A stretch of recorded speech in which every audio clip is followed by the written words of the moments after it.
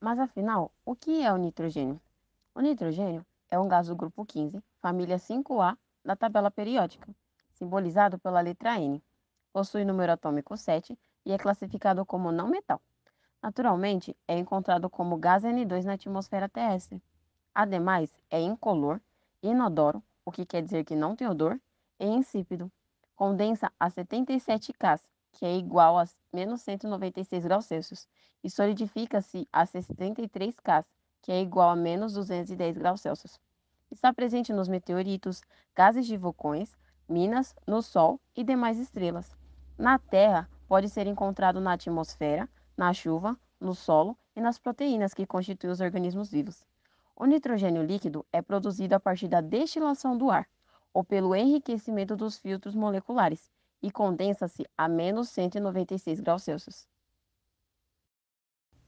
O que muitos não sabem é que o nitrogênio pode ser utilizado para diversas coisas, principalmente naquilo que usamos e vemos no nosso dia a dia. Exemplo disso é que o nitrogênio pode ser utilizado no congelamento e transporte de alimentos e outros compostos orgânicos. Ele é utilizado no processo de fabricação de componentes eletrônicos.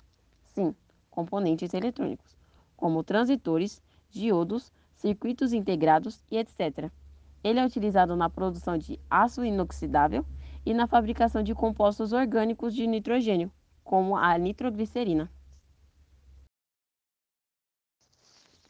O ciclo do nitrogênio garante a circulação desse elemento no ambiente, disponibilizando para os seres vivos e o liberando novamente.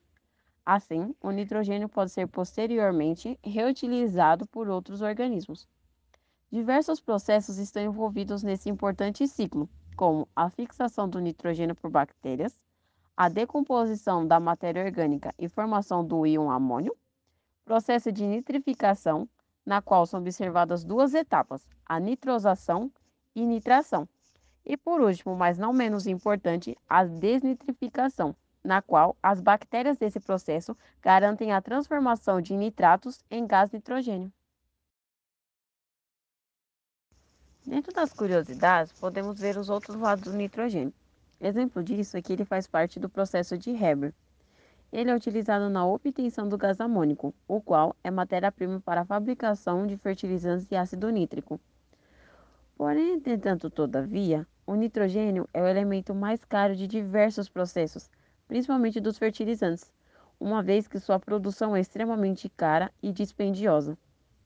Mas, continuando a falar dos fertilizantes, há um tipo de fertilizantes do qual o nitrogênio faz parte em sua composição, que é o fertilizantes azotados. Eles são grandes poluidores do solo e das águas. Para muitos, essa pergunta parece ser de outra galáxia. Mas existe nitrogênio em outros planetas? Se você acha que não, a resposta dessa pergunta é sim. O nitrogênio é um elemento químico muito comum no universo e está presente em outros planetas, além da Terra. O nitrogênio é o sétimo elemento mais abundante no cosmos e pode ser encontrado em forma de gás, principalmente na atmosfera dos planetas e luas. No nosso sistema solar, Júpiter e Saturno possuem atmosferas mais ricas em nitrogênio. Em Júpiter, por exemplo, o nitrogênio constitui cerca de 3% da atmosfera, enquanto em Saturno sua concentração é ainda maior. Além disso, as luas como Titã, que orbita Saturno, há uma atmosfera composta principalmente por nitrogênio, com uma quantidade significativa de metano. Em outros sistemas planetários, também é provável que haja planetas com atmosferas contendo nitrogênio, especialmente se esses planetas tiverem condições semelhantes às da Terra, como a presença de água líquida e atmosferas densas.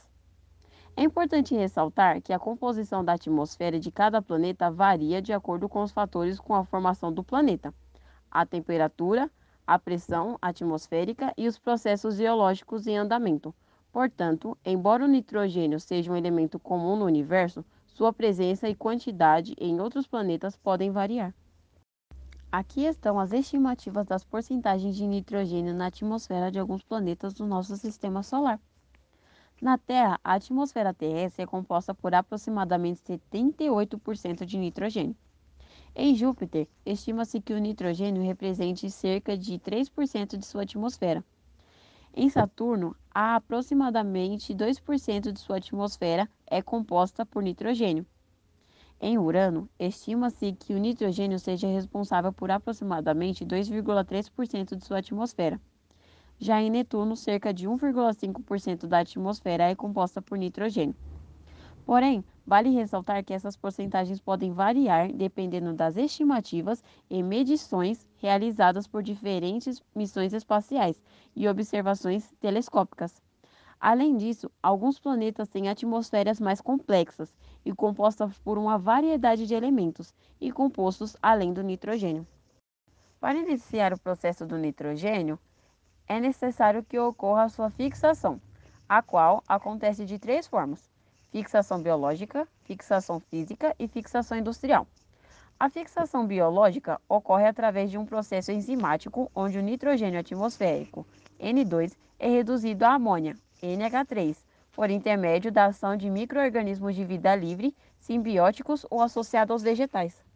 Na fixação física, é onde o nitrogênio atmosférico, o N2, transforma-se em amônio por intermédio de fenômenos físicos, como relâmpagos, cuja elevada energia separa as moléculas de nitrogênio e permite que seus átomos se liguem com moléculas de oxigênio existentes no ar, formando óxidos de nitrogênio, sobretudo o nitrato, NO3.